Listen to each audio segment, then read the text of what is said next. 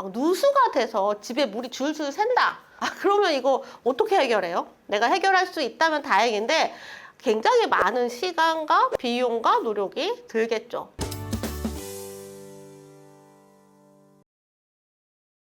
경매 물건을 고를 때 신중하셔야 됩니다. 물건 잘못 고르면 내 소중한 보증금을 날리고 미납을 하게 될 수도 있거든요.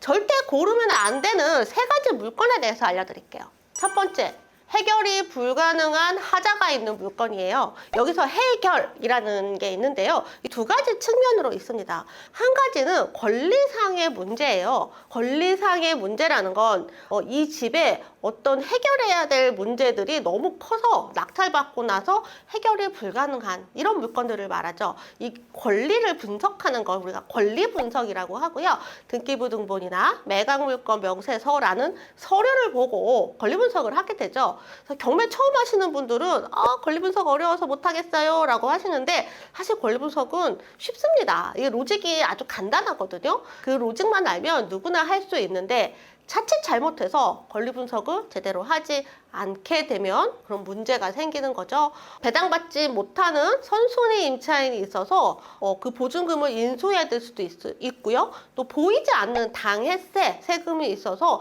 또 임차인의 보증금을 인수해야 될 수 있는 경우도 있습니다. 이런 권리상의 문제는 사실 권리 분석 2개월만 공부하면 누구나 다 아실 수 있어요. 하지만 공부 안 하면 낭패를 볼 수 있기 때문에 반드시 체크하고 갑니다. 또 2번째 하자는요. 물건의 하자예요. 권리의 하자만큼 물건의 하자도 중요합니다. 낙찰 받고 가봤더니 막 누수가 돼서 집에 물이 줄줄 샌다. 그러면 이거 어떻게 해결해요? 내가 해결할 수 있다면 다행인데 굉장히 많은 시간과 비용과 노력이 들겠죠. 그것조차도 할 수 없는 물건이라면 매우 곤란하겠고요. 어떤 물건은 물건 상세 페이지에 이런 내용이 있었어요. 이 집에 빌라의 지하 물건에 물이 차 있습니다. 이런 게 있어요. 그러면 이 집은 1층이지만 이 바로 밑에 집에 다 물이 차 있으면 물 찬 집에 위층에서 살고 있는 사람들은 뭐 평안하게 살 수가 없겠죠. 모기, 벌레, 온갖 안 좋은 것들이 다 있겠죠. 그래서 그 집은 낙찰 받게 되면 임대나 매도를 하기가 쉽지 않을 겁니다. 이 물건의 하자 반드시 체크하셔야 되는데요. 보통 현장에 가서 현장 답사하면서 확인을 합니다. 집의 실내를 볼 수는 없지만 외관을 보면 알 수 있어요. 천장에 뭔가 물자국이 많다거나 아니면 이웃 주민들에게 혹시 이 집에 뭐 특별한 하자는 없나요? 라고 물어보는 거죠.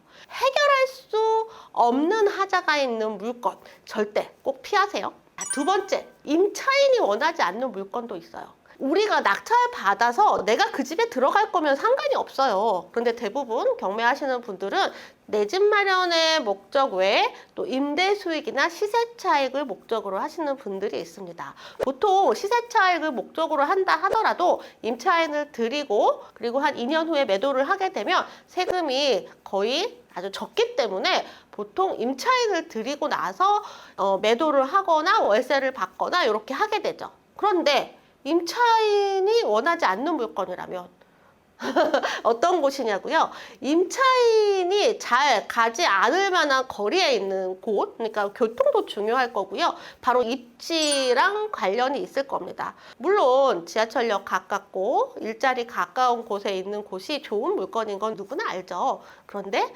비싸잖아요.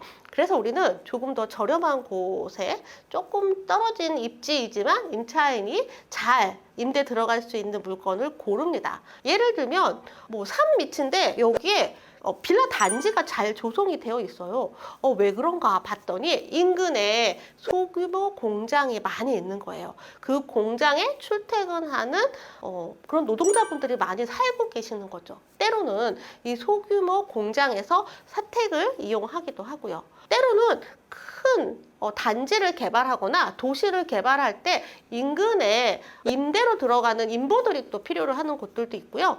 이렇게 누군가 거기에 사는 사람이 있어줘야 되는데 내가 입찰하고자 하는 물건에는 어떤 사람이 임차인으로 들어갈 것인가 잘 생각해 보셔야 됩니다. 가능하면 높은 가격에 오래 임대를 할 수 있는 임차인이 많은 지역이면 좋겠죠. 산단이라든지 아니면 뭔가 개발하는 지역의 인근 지역이라든지 이런 것들을 잘 살펴보시면 되겠습니다. 마지막으로 세 번째요. 지나치게 작은 지방 소도시는 주의합니다. 지방 물건도 하셔도 돼요. 특히 대도시, 서울 수도권 외에도 대도시들이 많죠.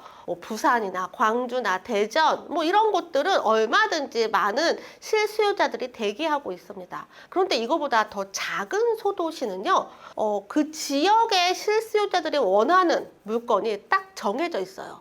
이 동네, 다 이 동네만 가고 싶어 하는 거예요. 그래서 이 동네를 벗어나면 정말 10분 거리만 벗어나도 이 물건을 사고 싶어 하는 사람이 현저하게 줄어듭니다. 서울에서 사시는 분들 눈에는 굉장히 좋은 퀄리티가 굉장히 저렴하게 시내에서 불과 몇 분 거리 되지 않는 곳에 있지만 또 그 지방 소도시에 계시는 분들은 꼭 이 동네에서만 살아야 되는 곳들이 있거든요. 학군이나 일자리나 딱 정해진 그 지역을 벗어나려고 하지 않는 경향이 많습니다. 기본적으로 집의 가격이 오르려면 실수요자들이 탄탄해야 되는데요. 실수요자들이 탄탄하지 않은 너무 작은 지방의 소도시는 좀 주의하시는 게 좋을 것 같아요. 저는 기본적으로 인구 100만 소도시를 보고 있는데요.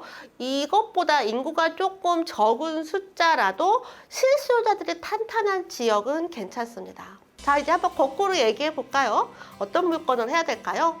해결할 수 있는 물건, 권리상, 물건상 문제가 없는 물건을 하시면 되고요. 그리고 임차인이 들어올 만한 물건을 하면 됩니다. 만약 거리가 좀 있다면 임차인이 들어올 만한 정말 매력적인 가격으로 임대를 놓으면 되겠죠. 그리고 마지막 세 번째, 너무 작지 않은 소도시까지 하시면 되겠습니다. 자, 어떤 물건 하실지 이제 도움이 되셨나요?